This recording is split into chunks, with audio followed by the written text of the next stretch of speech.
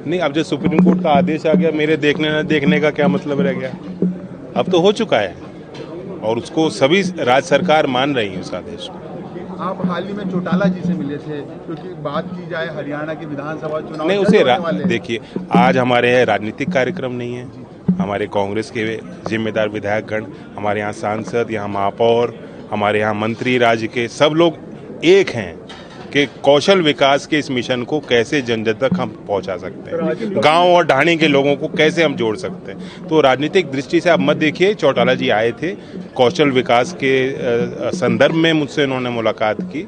उनका एक संस्था है जो चल रही चंडीगढ़ में, मैं उनके साथ जाके उसका अवलोकन करूंगा। जयंती जी, चूंकि बात की जाए हाल ही में मोदी की सरकार बनी है, उत्तर प्रदेश से आप आते गठबंधन में आप रहे थे, उत्तर प्रदेश में सीटें इस बार थोड़ी कम आई क्योंकि आपकी उम्मीदें काफी ज्यादा थी।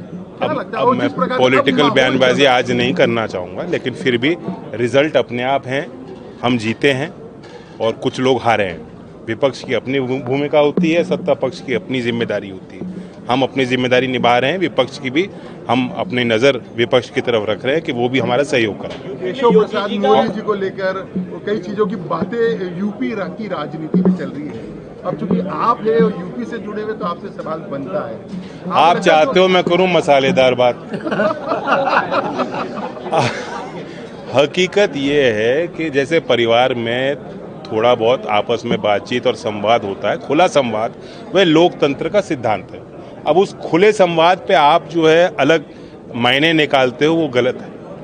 ऐसी कोई बात नहीं, आप मसाला लगाओ, कुछ नहीं है, परिवार की तरह हम लोग काम कर रहे हैं। यूपी में सब कुछ सामान्य है, मतलब ये माना जाए सब कुछ सामान्य? देखिए, अच्छा है, बड़ा मैंडेट दिया गया है देश में, तीसरी बार, मतलब आज़ादी के बाद इस देश में लोकतंत्र में दूसरी बार हो रहा है कि तीसरी बार मैंडेट किसी सरकार को दिया, तो ये बहुत बड़ा विश्वास इस बात में झलक रहा है। यूपी में योगी जी का क्रेज जो है क्या कम हुआ है आपके साथ? देखिए, हम राजस्थान के यहाँ हम खड़े हैं, राजस्थान के लोगों का बहुत बड़ा आशीर्वाद और सहयोग मिला है। 3 राज्य के हमारे जन शिक्षण संस्थान के सदस्य यहाँ उपस्थित हैं, गुजरात और मध्य प्रदेश और राजस्थान, उनका सम्मान रखते हैं। लेकिन योगी जी को हटाने की चर्चा चल रही है, इसको लेकर पॉलिटिकल ड्रामा ज्यादा हो रहा है। स्किल डेवलपमेंट की बात नहीं कर रही है, योगी जी को हटाने की चर्चा चल रही है। कई मैं आज रात की ब्रेकिंग न्यूज आपको नहीं दूंगा, मैंने प्रण कर रखा है। जी जी जी,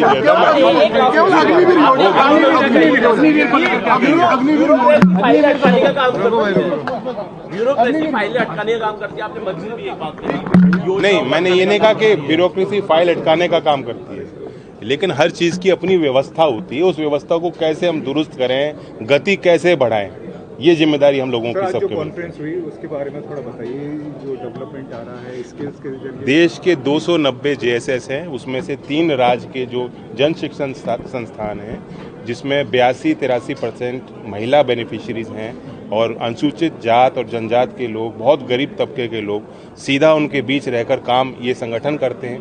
उन संगठनों से हमने जो है विस्तार में चर्चा की है। ये सेशन जारी रहेगा, उनसे जो फीडबैक भी लिया जाएगा और यहाँ फील्ड विजिट भी वो लोग राजस्थान में आए हैं, 3 राज्य के हमारे प्रतिनिधि वो जाएंगे, दौरा करेंगे, कुछ सीखेंगे। आने वाले समय में स्किल के जरिए कितने लोगों को रोजगार देने का? अभी बजट में आपने देखा, पहली बार कोई बजट ऐसा आया जिसमें बार बार वित्त मंत्री ने कौशल विकास की बात की, उद्यमिता को बढ़ाने की बात की, रोजगार और नौजवानों की और शिक्षा की बात की है। 24 बार एंटरप्रेन्योरशिप और यूथ की बात वित्त मंत्री ने अपने भाषण में की है। तो उससे सर्वविदित है कि उनकी प्राथमिकता क्या है। 20 लाख लोगों को हमें ट्रेन करना है 5 साल में, 1000 जो ITI हैं उनको अपग्रेड करना है, हमारे 5 NSTIs को अपग्रेड करना है। हम यहाँ जयपुर में खड़े हैं, यहाँ भी एक NSTI है। तो हम चैलेंज मेथड के साथ अपनी एक प्रक्रिया को फॉलो करेंगे, चिन्हित करेंगे, वो संस्थाएं जो अच्छा काम कर रही हैं उनको आगे बढ़ाएंगे। Thank you.